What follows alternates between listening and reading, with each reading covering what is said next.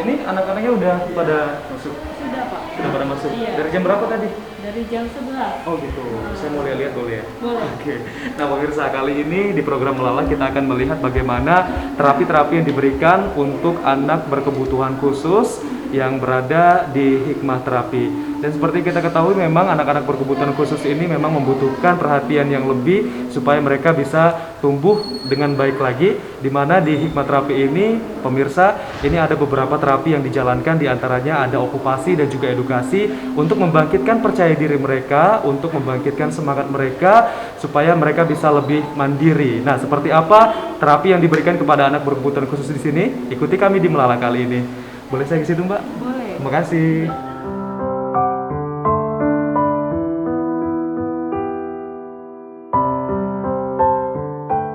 Anak berkebutuhan khusus (ABK) merupakan anak dengan karakteristik khusus yang berbeda dengan anak pada umumnya.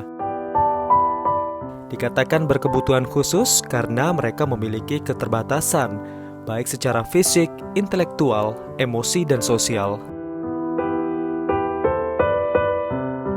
Hal inilah yang membuat ABK membutuhkan suatu penanganan yang khusus.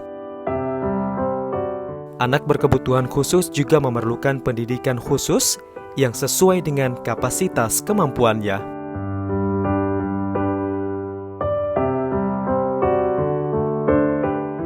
Perhatian yang lebih memang harus didapatkan oleh ABK agar mereka dapat tumbuh lebih baik. Para orang tua harus mendapatkan edukasi dalam mendeteksi dini gangguan pada perkembangan buah hatinya. Para orang tua dapat membandingkan anaknya dengan anak lainnya dan memperhatikan ciri-ciri, di antaranya tidak ada kontak mata ketika berkomunikasi, tidak bisa diam, terlalu aktif dan suka berlari-lari yang berlebihan. Selanjutnya belum dapat berbicara, mengulang kalimat atau kata saat ditanya. Belum mampu berhitung sesuai usianya, tulisannya kacau dan kurang memahami konsep huruf dan kata, tidak mau bersosialisasi dengan anak lainnya, mengganggu anak lain di dalam kelas, tidak takut bahaya, dan tidak mampu berkonsentrasi, serta lamban dalam menerima pelajaran atau mengerjakan tugas.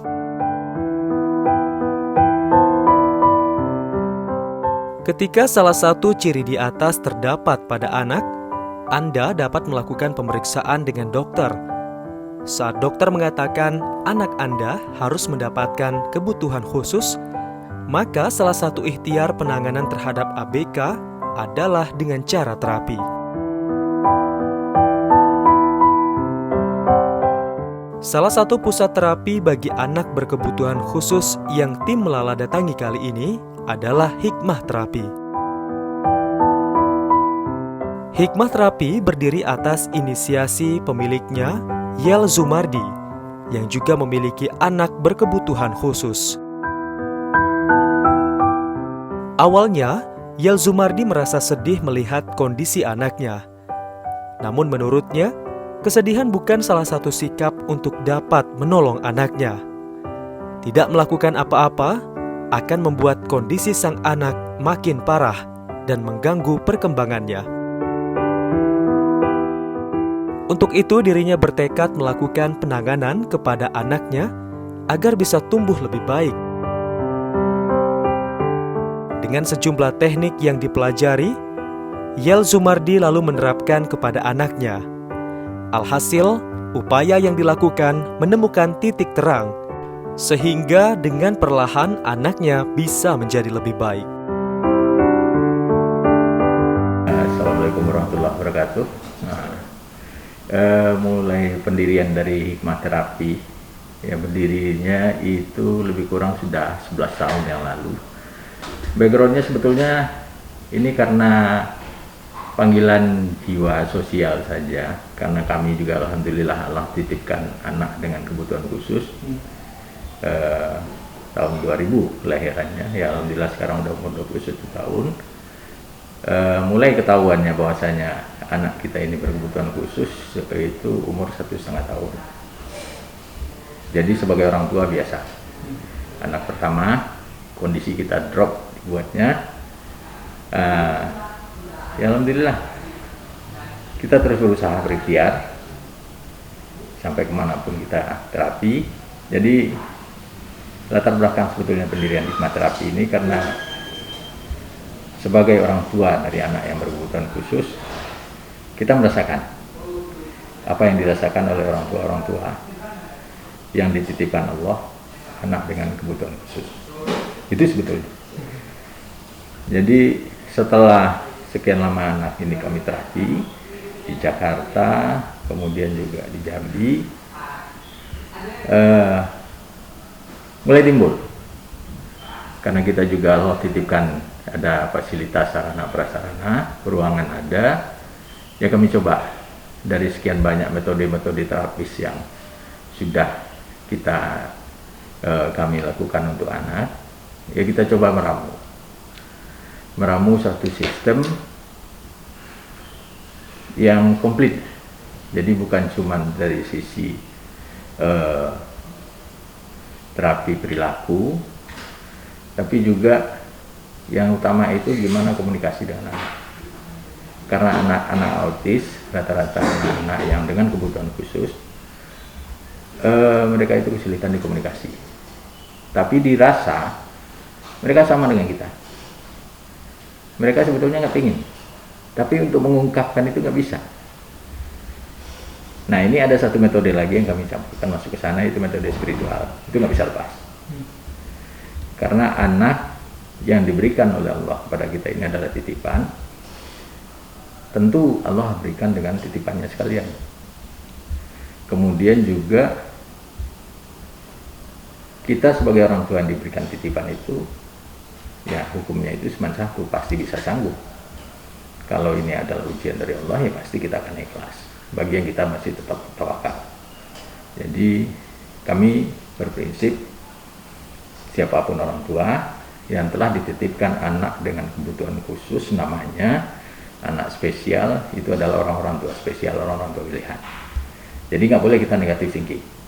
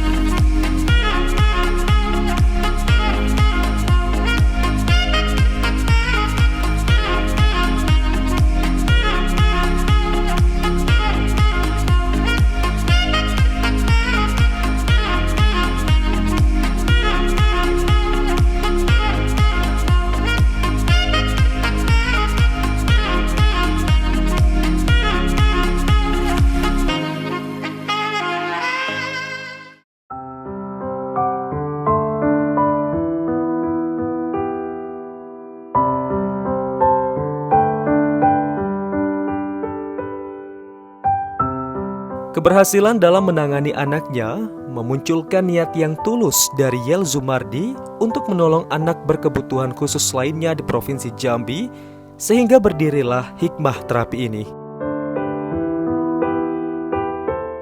Hikmah Terapi Center membantu masyarakat Jambi dalam mengatasi masalah perkembangan anak dengan sejumlah metode.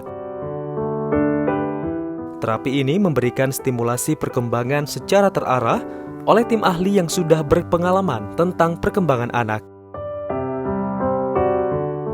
Beberapa terapi dan stimulasi yang dilayani di sini, diantaranya stimulasi perkembangan, terapi edukasi, terapi okupasi, terapi wicara, konsultan psikologi, bimbingan dan konseling. Salah satu ruangan yang kami pantau adalah ruang terapi okupasi. Okupasi sendiri dapat membantu ABK untuk meningkatkan keterampilan kognitif, fisik, sensorik, dan motorik agar rasa percaya diri mereka juga meningkat. Di ruangan ini terdapat sejumlah media, terutama dalam bentuk permainan, sehingga ABK dapat mengasah kemampuannya dengan cara yang disukai anak dan menyenangkan.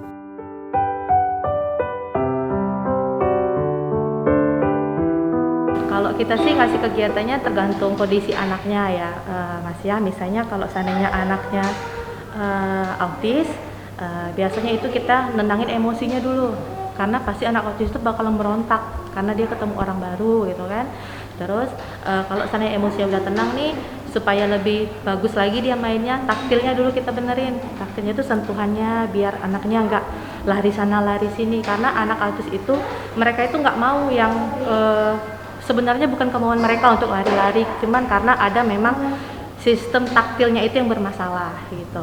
Terus kalau untuk anak ADHD sih, kebanyakan anak ADHD itu kan memang hiper gitu kan. Nah itu juga nggak jauh beda, kita tanganinya seperti anak autis. Jadi benerin taktilnya dulu gitu ya, biar dia lebih tenang kayak gitu kan. Gitu aja sih kalau untuk permainannya, motorik kasar, motorik halus, tergantung perkembangan anaknya lah, masalahnya apa. Anak-anak baru sih kita biasanya itu seminggu pertama atau 2 minggu pertama itu pasti tantrum, pasti yang namanya nangis itu pasti gitu kan. Cara kita nenanginnya paling ya kita peluk dulu, kita peluk bikin dia nyaman. Jadi mau dia itu kita turutin 50% dulu gitu, 50% mau kita, 50% mau dia. Jangan langsung kita paksa, karena kalau paksa besoknya pasti trauma, nggak bakalan datang lagi. Jadi gitu aja sih kalau kami kalau nenangin anaknya. Kalau istirahat nggak ada, karena kita ini satu sesi terapi itu 1,5 jam. 1 jamnya itu diedukasi, setengah jam itu baru diokupasi.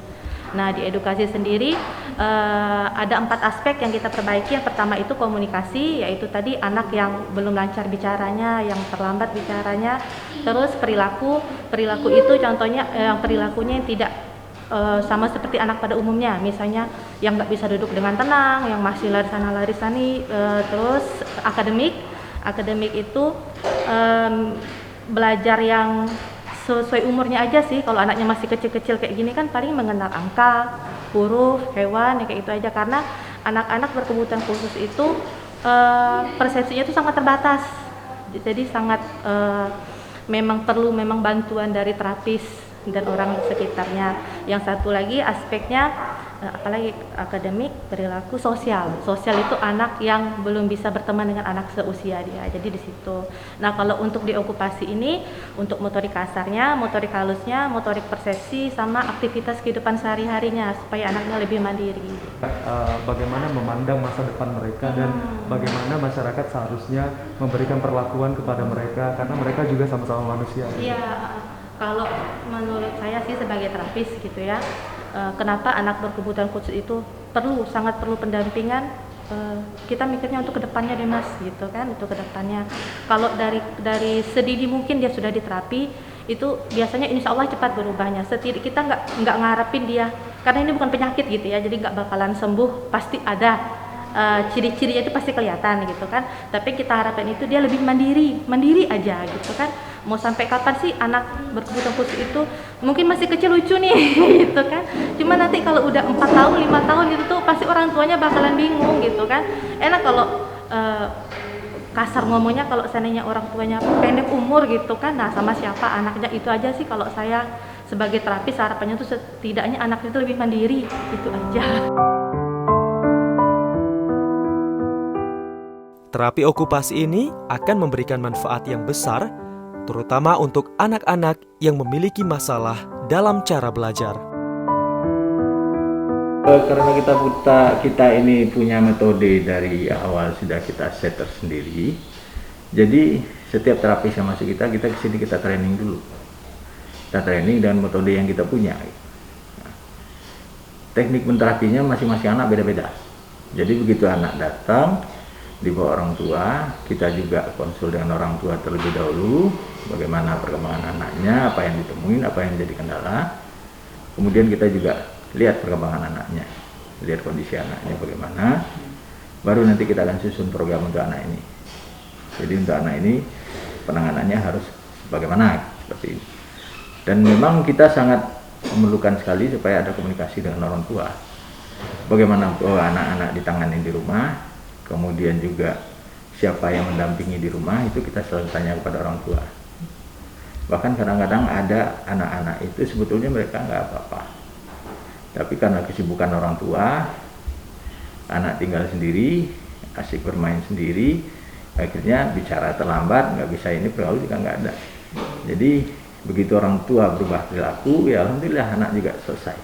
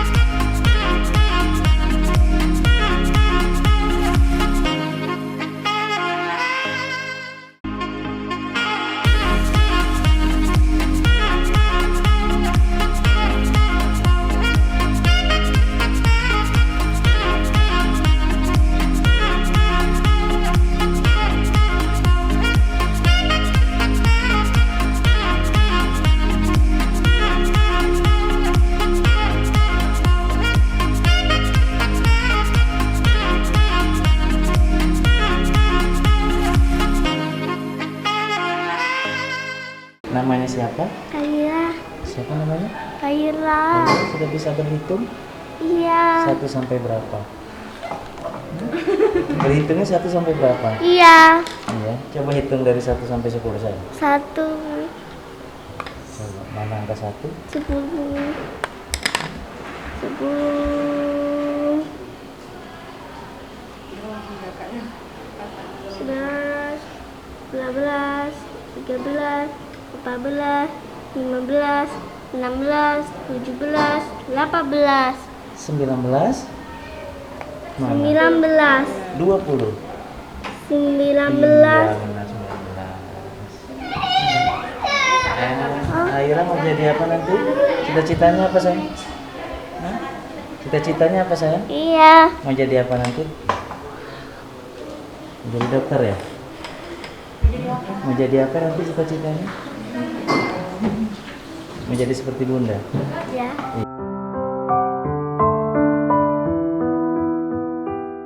Selanjutnya juga terdapat ruang terapi edukasi. Di ruangan ini ABK mendapatkan pelayanan seperti belajar berhitung, membaca, bernyanyi, dan lainnya. Tenaga ahli yang ada di hikmah terapi ini adalah orang-orang yang kompeten dan profesional di bidangnya. Mereka selalu sabar dalam menghadapi anak-anak, apalagi salah satu tantangan bagi mereka adalah bagaimana agar ABK yang baru dapat beradaptasi dengan berbagai hal. Di sini pasti edukasi. Jadi di sini ada 4 aspek yang kita nilai: aspek perilaku, aspek sosialnya, sosialisasi sama teman-temannya, aspek komunikasi, misal ada anak yang belum bisa bicara kan di sini juga, sama aspek akademik. Kita kan nanti kan berharap kan anak-anak ini kan untuk masuk ke sekolah dasarnya kan udah bisa baca, tulis, berhitung. Ini kan anaknya nih sebenarnya udah bisa bicara, hanya saja komunikasi 2 arahnya aja yang belum bisa. Jadi masih suka-suka anaknya karena waktu kecil full English. Jadi pernah tempat ke full English, pas ke apa sama lingkungan rumahnya tuh bahasa Indonesia, jadi anaknya nggak ngerti. Kalau misalnya antara kerja mau orang tuanya mau kerja sama antara terapisnya apa PR-PR yang di sini dikerjainnya juga, yang apa ada laporannya tiap hari kan bisa di rumah juga dikerjain. Satu orang tenaga ahli akan fokus dalam menangani 1 orang ABK dengan durasi pelayanan hingga 1,5 jam per anaknya.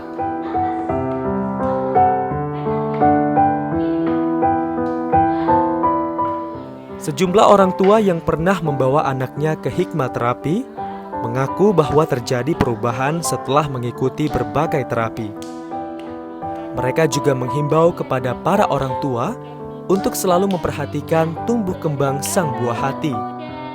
Jika memerlukan kebutuhan khusus, maka harus segera dilakukan penanganan dan jangan ditunda. Sambil matanya kanan, melihat dengan asyik ke kanan dan ke kiri. Lihat becaknya lari, bagaikan Becak, becak, jalan hati-hati. Sudah.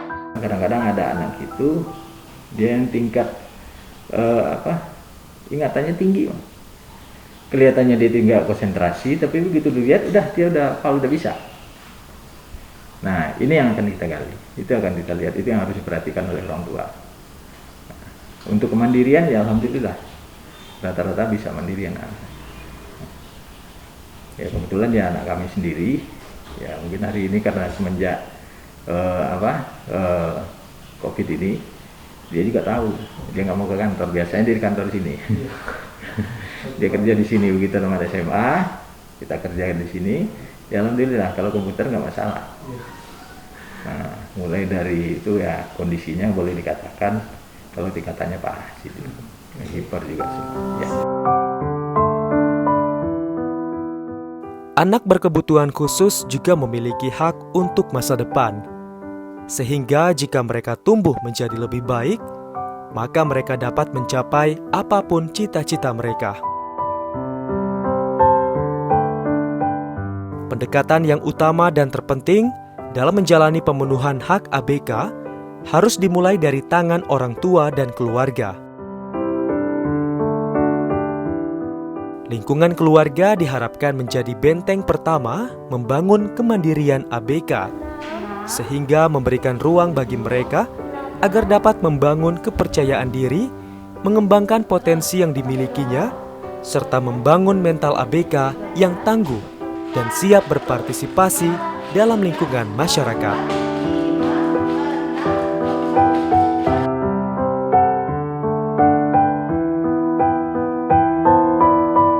Pemirsa, anak-anak berkebutuhan khusus ini tentunya juga membutuhkan motivasi, perhatian, dan bimbingan yang lebih dibandingkan anak-anak lainnya. Di mana dengan pemberian bimbingan dan motivasi yang lebih besar dan intens, diharapkan perkembangan anak berkebutuhan khusus bisa menjadi lebih baik lagi. Dan dengan berdirinya Hikmah Terapi di Kota Jambi, ini juga turut membantu para orang tua yang memiliki anak berkebutuhan khusus untuk memberikan penanganan kepada anaknya sehingga perkembangannya bisa lebih maksimal. Dan yang harus digarisbawahi, peran orang tua dan juga keluarga ini memang sangat penting untuk memberikan pengarahan dan juga bimbingan kepada anak-anak berkebutuhan khusus supaya mereka bisa lebih percaya diri dan bisa mengenal dunia luar dengan lebih baik lagi dan perkembangannya bisa lebih baik lagi. Sampai di sini perjumpaan kita pemirsa dalam program Lala. Terima kasih. Sampai jumpa.